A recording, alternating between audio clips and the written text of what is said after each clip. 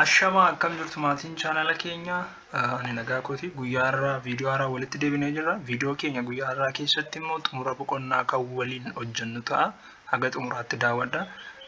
Viidiyoo kana namoota baay'ee bira akka ga'uudhaaf laayik gochuun akkasumallee sheer gochuu hin dagatina. Chaanala kanaaf haaraa yoo taatan sabiskiraayib gochuun miseensa ta'uu ni dandeessu. Viidiyoo keenya guyyaa irratti xumura boqonnaa kan chaapter 3 fi chaapter 4 akkasumallee faayinaala garaagaraa baroota darbanii kan waliin hojjennu ni ta'a jechuudha. Yaada qabdan karaa koomentii nu barreessuu hin dagatina. Gara barnoota keenyaatti dhaqeenya. Gaaffii inni jalqabaa tell whether the following statements are true or false jedha. So inni kun dhugaa yoo ta'e dhugaa, soba yoo ta'e immoo soba jechuun deebisedha. So the first question is according to Thomson atomic model electrons revolve around the nucleus. So akka Thomson atomic model itti electroniin revolve kan inni godhu naannoo nucleus ittidha jedha. So kuni the answer is false. Deebiinsa false ta'a jechuudha. Sababni isaa maalifdha? Because according to Thomson atomic model electrons do not revolve around the nucleus because they are proposed to be bended in positively charged spheres. So akka atomic model Thomson itti electronin nucleus irratti maalin godhachuudha? Does not revolve it. So kanaaf iyyuu deebiinsa maal ta'a jechuudha? False ta'a jechuudha. So the second question is in a discharge tube, anode rays originate when electrons collide with gas molecules. In a discharge tube, anode rays originate when electrons collide with gas molecules. So the answer is true because the high voltage applied to anode. Sababni isaa maalifdha? High voltage kan qabu maal irratti jechuudha kan inni applied to anode irratti jechuudha. So yeroo kana anode ray maal godha jechuudha? Electroni originate godha jechuudha. So yeroo kamidhaan kan originate collide gaafa ta'an jechuudha. So sababni isaa maalifdha jechuudha? High voltage gaafa anode irratti applied ta'u discharge tube maal godha jechuudha? Anode ray originate godha jechuudha. So the answer is true. So Gaffin Salafa alpha ray extracting experiment proved that the positive particles are present in the extra nuclear parts of atom. So the answer is false. False because proton can proved godhe malee waa'ee kanaa jechuudha. Eenyutu Rutherford. So Rutherford maal prove godhe positive particle yookaan protonin nucleus keessatti argamuusaa proved godha jechuudha. Malee alpha ray extracting experiment kana positive particle extra nuclear keessa jiraachuusaa miti jechuudha. So kanaaf iyyuu false taati jechuudha. So the fourth question is neutrons are subatomic particles found inside the nucleus of atom.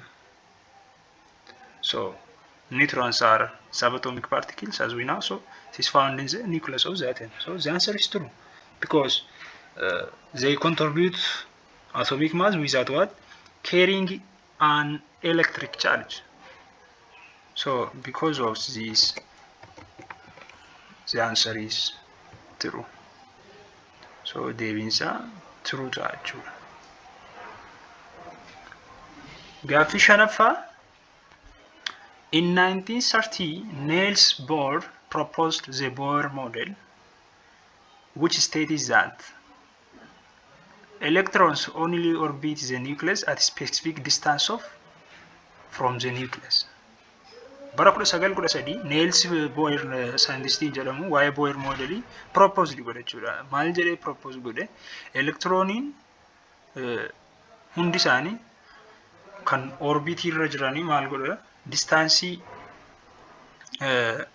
muraasa irratti yookaan nucleus irra maal godhu? Around godhu yookaan immoo electrons specific distance warri qaban jedheetu ibsachuudha.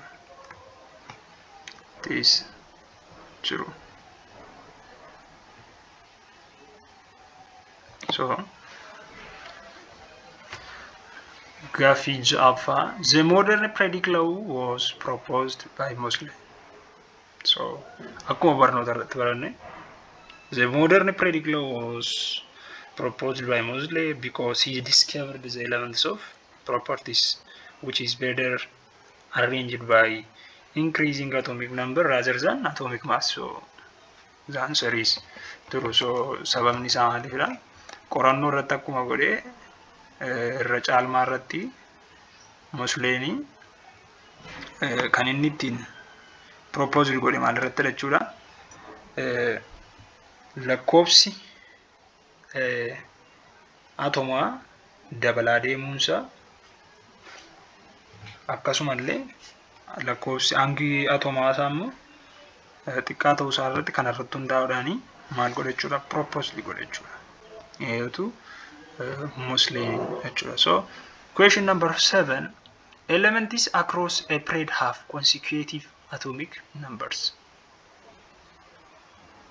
Elements across a period have consecutive atomic numbers. So this is true because they are arranged increasing order of atomic number. Lakkoofsa atomaa isaanii dabalaa deemuu isaaniidhaan wanta ta'anii fi deebiin kun maal ta'a jechuudha? Tiruudha jechuudha. Sababni isaa maaliifidhan jedhee lakkoofsi atomaan yeroo dabalaa deemu maal ta'a jechuudha?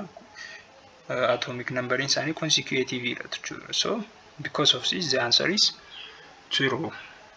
So question number 8, all elements with high ionization energy also have high electron affinity.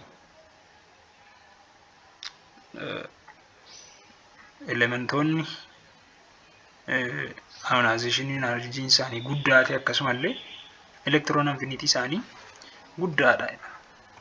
The answer is false. So because fakkeenyaaf warreen akka gaasota lujiifaa fudhannee ilaaluu dandeenya jechuudha. Warreen akka oksijiiniifaa fudhannee yoo ilaalle hima kana soba goosisu jechuudha. So all elements with high ionization energy due to necessarily have high electron affinity because if high ionization energy and electron affinity are different properties governed by what? Different factors. So fakkeenyaaf warreen gaasota lujii ta'anii yoo fudhanne ilaalle warreen akka oksijiiniifaa warreen kun maalidha jechuudha? Ionization energy isaanii guddaadha jechuudha. High ionization energy qabu garuu electron affinity isaanii lowdha jechuudha. So kanaafiyyuu himni kun immoo soba isa taasisa jechuudha. So question number 9, as the atomic number of elements increase in the periodic table, their atomic radius also increase. Akkuma atomic number of elements increase ta'a gaafa deemuudha. Periodic table keessatti atomic number of elements increase ta'a gaafa deemu atomic radius is increase ta'a. So the answer is true. Gabatee periodic keessatti barnoota keenya yeroo baranne ibsineerra yeroo dabalaa deemu dabala jechuudha. So as the atomic number of the elements increase in the periodic table, their atomic radius also increase. So because due to the increased number of electron shells and the shielding effect. Yeroo shielding effect fi number of electron shells sun dabalaa gaafa deemu maal ta'a deema jechuudha? Number of element or atomic number lakkoofsa atomaa isaaniidhaa fi atomic radius isaa dabalaa deema jechuudha. So kanaaf the answer is true. Question number 10. Transition metals are found in 4 pairs. So transition metal in 4 pairs keessatti argamu beekamaadha. So each corresponds to filling of valence electrons in 3d, 4d, 5d, and 6d orbitals. So as we know, transition metals are found in 4 pairs corresponding to the filling valence electrons in 3d, 4d, 5d, and 6d orbitals. So this is 0. Kanaafuu dhugaataa jechuudha kun. Sirrii mala jechuudha. Gabatee periodikii keessatti transition metal yookaan elementoota ce'umsaa warra jedhaman jechuudha. Isaan kuni iddoo afuritti kan qoodamanidha jechuudha. So the answer is 2. So question gaaffii 11ffaa. In 1789, Anthony Lavoisier formulated the law of conservation mass, so which is stated that the mass of the product reaction is the same as the mass of reactant. So, kana jechuun maal jechuudha? Atom is neither created nor destroyed kan jedhamu jechuudha. So, Anthony Lavoisier haala kanaan jecha kana ibsuun isaa sirrii maadha. Law of conservation mass jedhama. Bara 1789 keemistiin Anthony Lavoisier jedhamu waa'ee kanaa yeroo proposed godhe maal jedhe? Atom is neither created nor destroyed jedheetu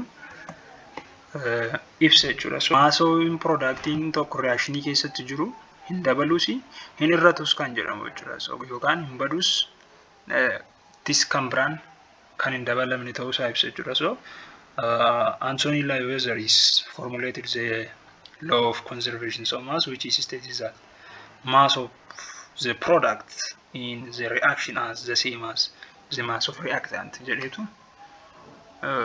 lafa kaa'e jechuudha. So the answer is 0. In 1897, G.G. Thomson discovered the electron.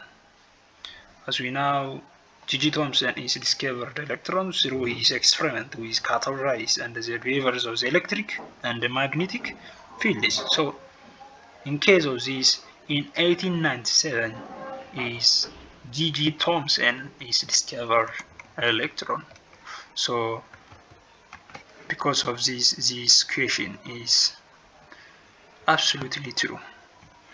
So, bara 1897 scientistiin G.G. Thomson jedhamu elektiroonii argate. Kan inni argate experimentiidhaanidha jechuudha. Cathode ray maal akka ta'e behavior electricii fi akkasuma magnetic field kana fayyadamuuni experimentii irratti wanta hundaa'anii elektirooniin maal akka ta'e yookaan electroni discover kan godhe G.G. Thomson idha jechuudha. So ajajni lammaffaan filannoodha. Choose the correct answer from the given alternatives dha. So filannoodha jechuudha.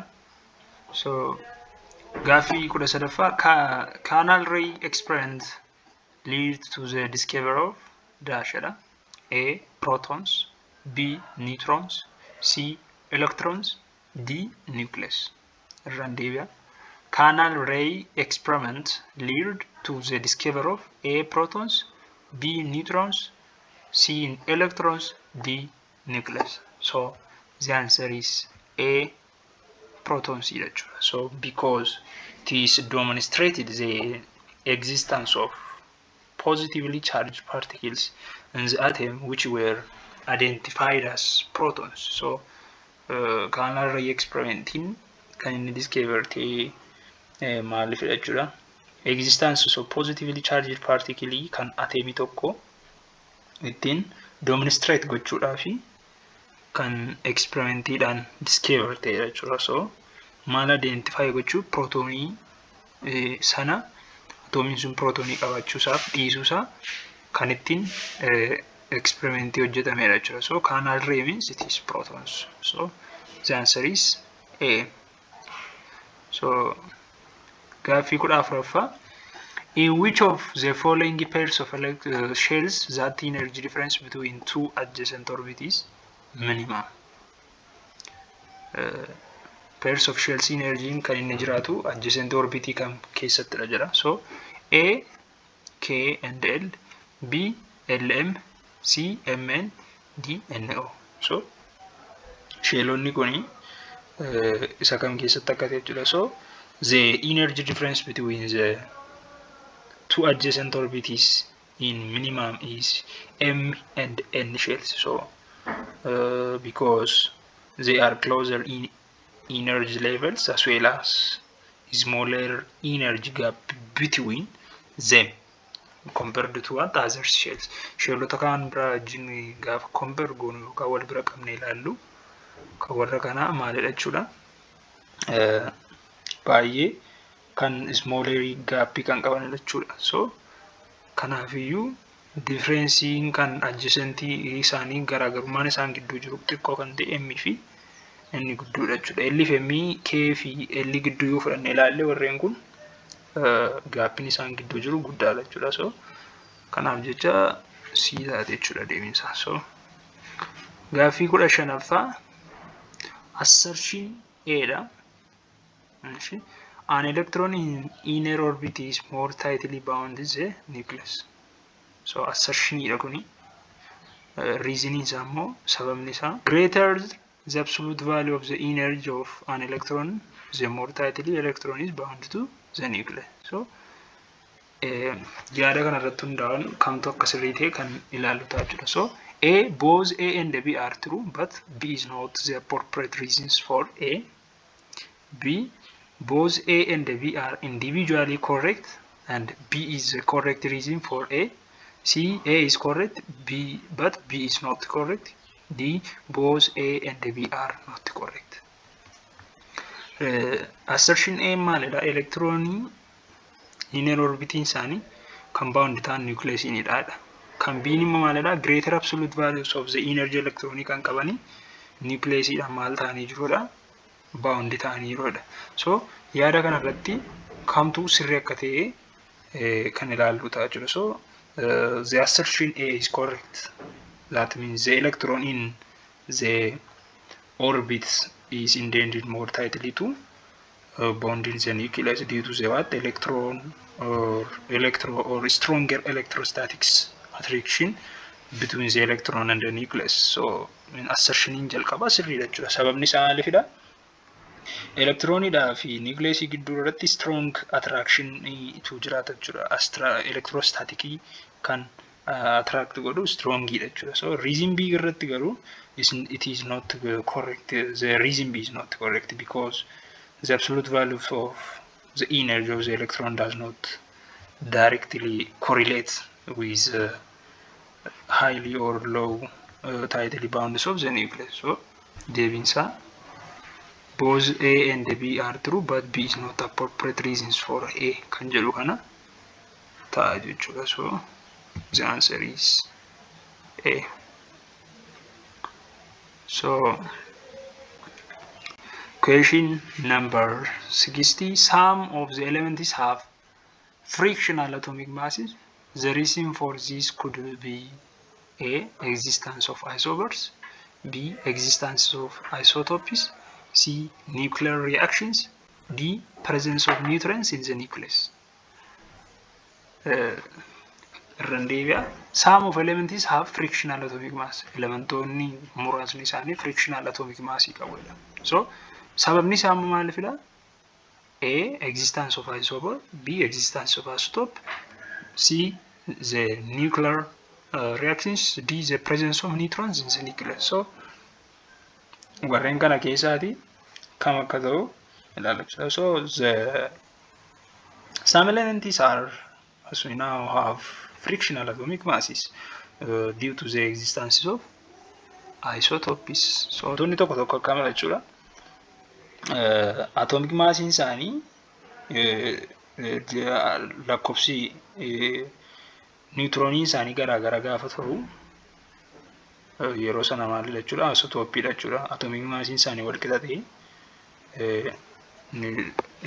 atomic mass wal qixa ta'e number of atomic garaagara gaafa ta'u atomic maal jedhama isotopii jedhama. So yeroo kana frictional atomic mass hin jiraata jechuudha. So because of this the answer is B. Question number 70. Which of the following concepts was not considered a Rutherford atomic model? Akka Rutherford atomic model itti kamtu sirrii midheedha. So A, electrical neutralities of atom. B, quantizations of energy. C, electrons revolve around the nucleus at very high speed. D, existence of nuclear forces of attraction on the electron. So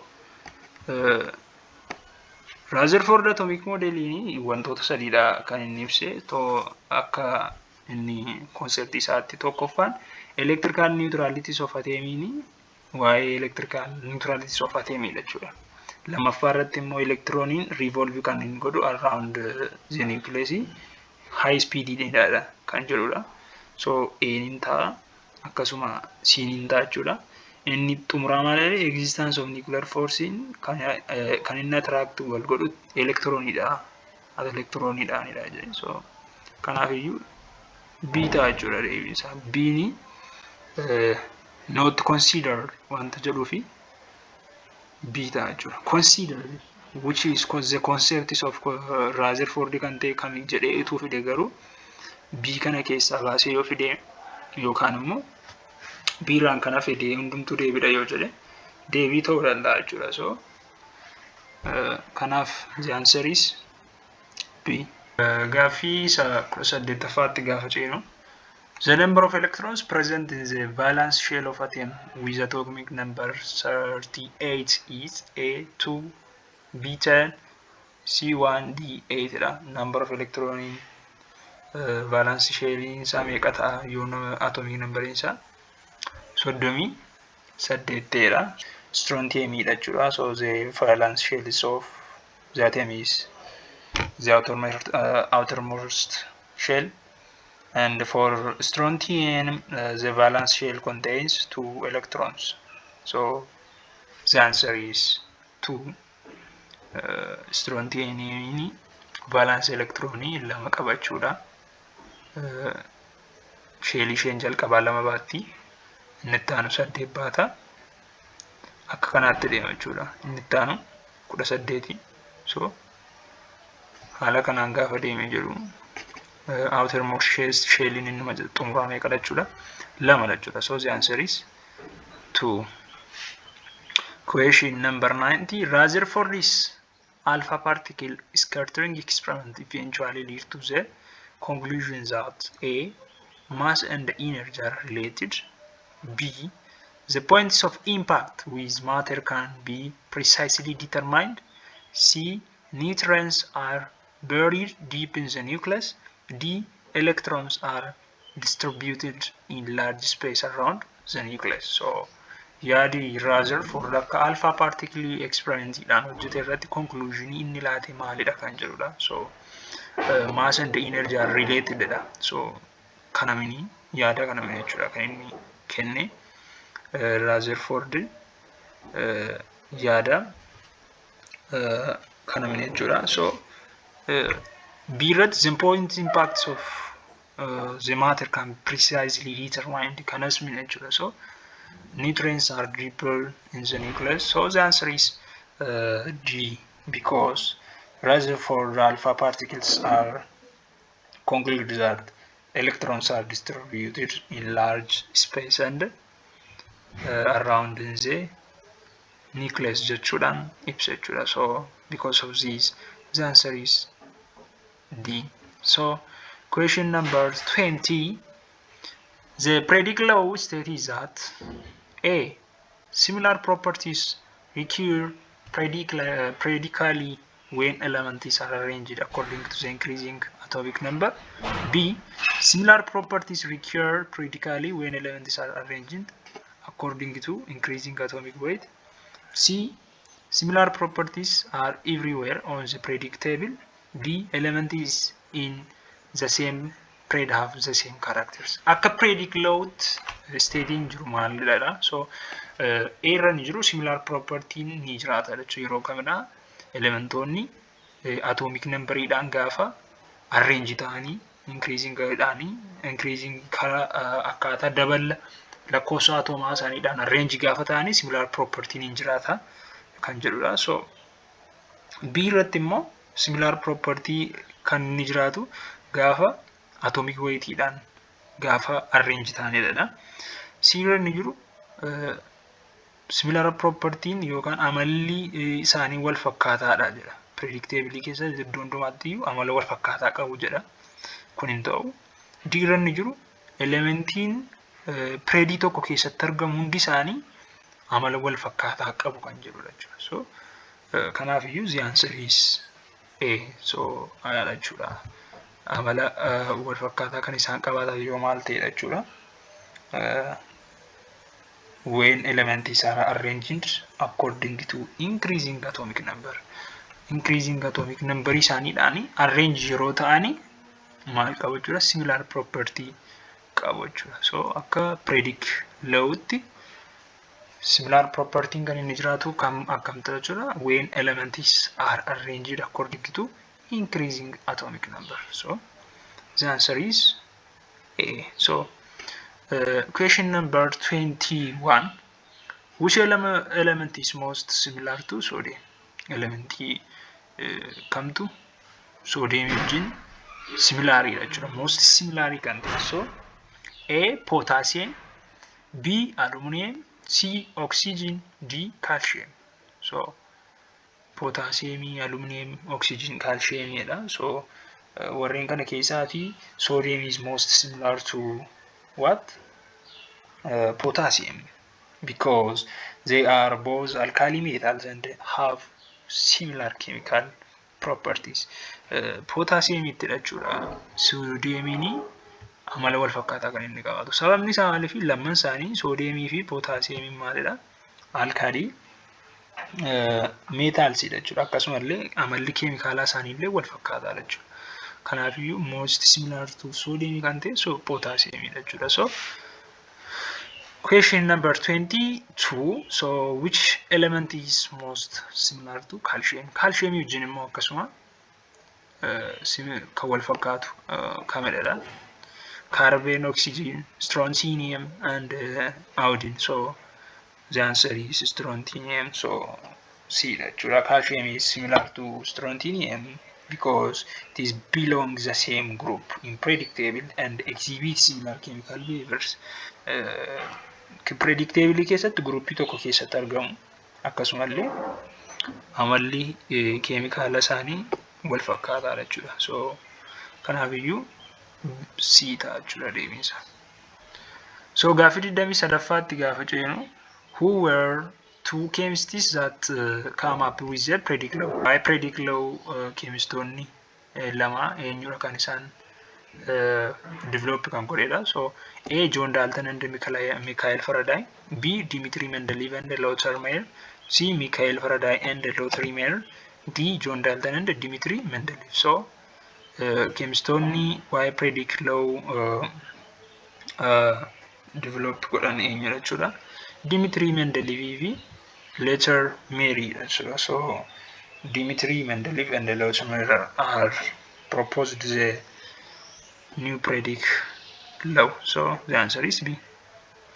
Beta. So question number 24. The statement that is not true about electron affinity is A. It causes energy to be released. B. It causes energy to absorb it. C. It's expressed in electron voltage. D. It involves formations of ion. So electron affinity waa'ee isaa kan sirriin taane kamidha jedha. So not to kan dhugaan taanedha. So it causes energy to be released. That is true. So it causes energy to be absorbed. This is absolutely false because it is not true about electron affinity. So the answer is B. B it causes not it causes to be absorbed kan jedhu ta'a jechuudha. So the answer is B. So question number 25. Which of the following is Dubardner's trade? Dubardner's trade kan ta'e kamidha kan jirudha. So A. Neon, calcium and the sodium. B. Hydrogen, nitrogen and oxygen. C. Lithium, sodium, potassium. D. Sodium, bromine and argon. Dubardner's trade jechuun seera sadantoota warra sadanii jechuudha. Triad jechuun sadii jechuudha. So octet rule fi Dubardner trade baranneerra jechuudha. So akka seera Dubardner tradeetti kamtu sirriidha yookaan kamidha kan jedhudha. So Dubardner trades is the group which is together similar chemical properties amala chemical kan wal fakkaataa qabanidha jechuudha. So because of these lithium, sodium and the potassiums are Dubardner triad. So the answer is C. Lithium, sodium fi potassium amala wal fakkaataa qaba jechuudha. Groupii tokko keessatti garee tokko keessatti argamu wanta ta'eef Dubardner triadidha jechuudha. So the answer is C. So question number 26. Write the period number, group number and the block of the element which is have 42 atomic number. So atomic model insa 42 ta'e period number lakkoofsa akkasumallee group number fi block isa barreessi jedha. So 42 atomic number, which element is 42 element atomic number kan qabu molybdenum kan jedhamudha. So it belongs to period 5 group 6 and it is a D block element. So in case of this, the answer is 5,6 D. The answer is this because 42 is it is the atomic number of molybdenum or molybdenum. It is belongs to the D block element. So D block element jechuudha. Molybdenum yeroo kana preedii meeqa keessatti argama jechuudha. Gabatee preedii seentanii ilaaluu dandeessu. Preedii shanaffaa keessatti argama. Groupii ja'affaa D block jechuudha. So in case of this, the answer is B. So question number 27. X, Y and Z are 3 consecutive elements, and X on additions of 1 electron and Y on additions of 2 electrons, because isoelectronic with element Z. Which of the following is correct property for element Y? A. Atomic number of Y is higher than atomic number of Z. B. Atomic number of Y is higher than atomic number of X. C. Element Y is placed in periodic table at left side of element X if both are the same period. D. None of the above. So X, Y fi Z consecutive element yoo ta'an X in maalidha additions of 1 electron yoo qabaate Y in immoo additions of 2 electrons yoo qabaate maal ta'uudhaaf isoelectronic ta'uudha. Maal wajjin Z wajjin yoo ta'edha. So yeroo kana amala property yookaan property element Y kan ta'e kamidha kan jedhudha jechuudha. So in case of these the correct properties of element Y is atomic number of Y is higher than atomic number of X. So atomic Y kan X irraa maal ta'uu isaa agarsiisa jechuudha. Higher ta'uu isaa agarsiisa jechuudha. So in case of this, if the atomic number of Y is higher than the atomic number of X, the 3 consecutive elements are isoelectronic, or it is become to isoelectronic. So the answer is B. So the third instructions is matching. So from C jechuudha gaaffiin taanu. So eenyu maal akka isaan godhan koo waliin ilaallu ta'a jechuudha. So the first question or 28th question, Anthony Liouville maal godhedha? Chemistry dha. So discovered electron, law of conservation mass, rejected atomic theories of favored continuous matter. Warreen kana keessaati Anthony Liouville maal godhe jechuudha. Anthony Liouville is creates the law of conservation mass. So the answer is B.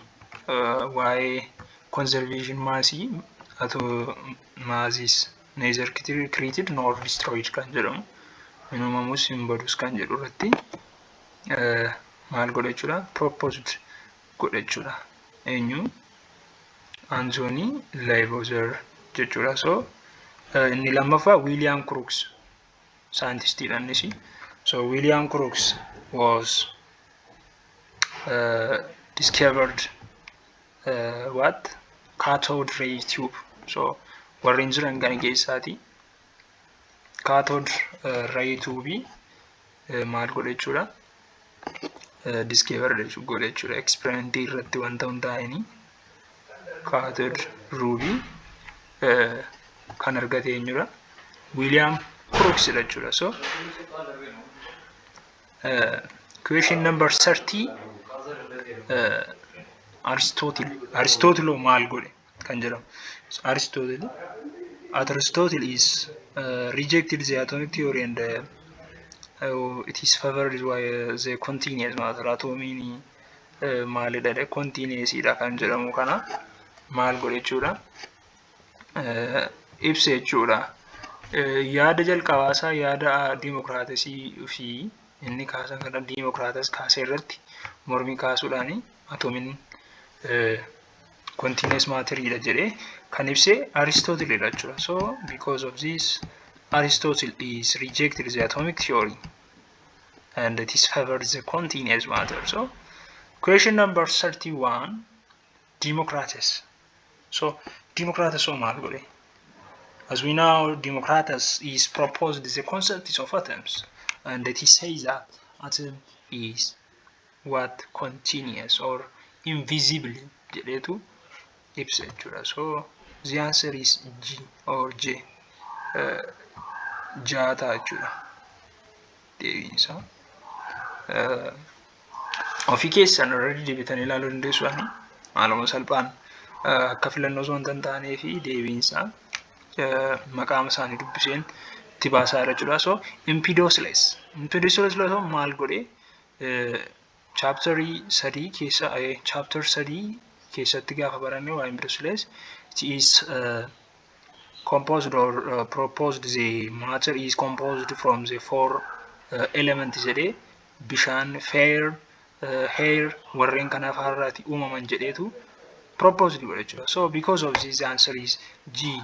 All matters was composed from four elements or four components jedhetu ibsa jechuudha. So G.G. Thomson, question number 33, G.G. Thomson. So G.G. Thomson is discovered electron. So filannoo keessatti akkuma sila hojjenne G.G. Thomson maal argate jechuudha electronii argate jechuudha. So question number 34 Goldstein is the other chemist. So it was discovers proton. Protonii nama yeroo jalqabaadhaa fi argate jechuudha. So the answer is E. And the other one is Ernest Rutherford. Rutherford maal argate nucleus jechuudha. So discoverer of nucleus is Rutherford. So the answer is F. So F jechuudha. Eenyutu argate jechuudha Rutherford maal argate discoverer of nucleus jechuudha. So Robert Milken is discovered neutron immoo discovered kan godhe Robert Milken jechuudha. So the answer is D. And James Chadwick was discovered James Chadwick maal argate D miti jechuudha kun I dha kuni. Discover the elementary charges of electron. So kun I dha. So James Chadwick immoo maal argate? Neutron argate jechuudha. So James Chadwick maal argate? Namni neutron argate James Chadwick, Robert Milken waa'ee elementary charges of electron discover kan godhe jechuudha. So salphaatti Anthony Lavoisier maal godhe? Anthony Lavoisier law of conservation maasii nama propose godheedha. William Crook cathode ray tube nama argatedha. Aristotle immoo waa'ee yaada atomic theory reject gochuudhaan favored kan inni godhate continuous matter jechuudha. Democritus nama yeroo jalqabaaf concept atomii jechuun maal akka ta'e propose godheedha. Akkasuma Empedocles kan namichi jedhamu immoo maateriin hundumtiyyuu elementoota afurarraa qophaa'uu isaanii yookaan immoo composite ta'uu isaanii kan ibsa jechuudha. Warreen akka Fire, Hairy warreen kanarraatii uumaman jedhee namicha ibsa jechuudha. J.J. Thomson nama elektiroonii yeroo jalqabaaf argatedha. Goldstein immoo prootoonii nama argatedha. Ernest Rutherford discover of nucleus nama yeroo jalqabaaf nucleus argatedha. Robert Milken waa'ee elementary charges of electron kan qoratee argatedha jechuudha. James Chadwick nama yeroo jalqabaaf neutron argatanidha jechuudha. So warreen kan sirriitti qabannaan faayinaalirra yeroo baay'een dhufu jechuudha warreen kuni. Kana sirriitti irra deebitanii adda baasuu isin irra jiraata jechuudha. So the last instruction is fill the blank space. So gaaffiin xumuraa keenya maalidha jechuudha.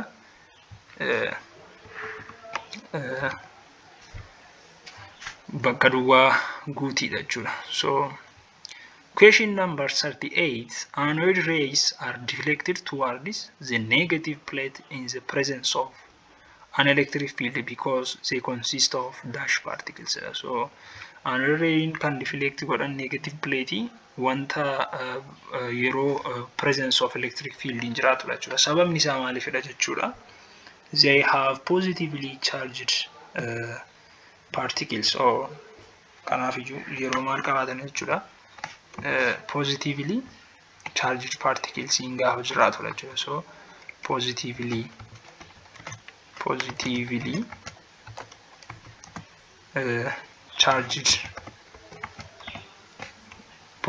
charged particle gaafa qabaatanii maal ta'a jechuudha? Yeroo inni jiraatudha jechuudha. Anoid ray kan inni deflect ta'u jechuudha. So the answer is positively charged particles. So question number 39. Some of the alpha rays deflection in acute and obtuse angles are due to the presence of the dash in the current in the center of atom. So this is positively charged nucleus. The answer is positively. Zero positively charged nucleus in jiraatudha jechuudha. Kan inni kofa obtuse angle obtuse irrattis ta'e acute irratti kan inni deflect uumu alpha ray yeroo kamidha jechuudha? Yeroo positively charged nucleus in center of atom keessa jiraatudha jechuudha. So because of this the answer is positively charged nucleus. So the last question is the energy of an electron present in the first orbitus of an atom is dash than the energy of the electron in other orbitus. So this is less than jechuudha. Less kan jettuma guutuudha jechuudha malee waan biraa hin qabu. So the answer is less than the energy of electron in other orbits. So the answer is less. So videoon keenya guyyaa irraa kana fakkaata ture. Yoo isinitti tole hiriyoota keessaniif share gochuun dagatina. Yaada qabdan koomentii jala nuu kaa'uun dagatina. Yaada keessan nuu kaa'uun jajjabeessaa isiniin jenna. So barnoonni keenya yookaan videoon keenya irraa kana fakkaata ture. Galatooma nagaan tura.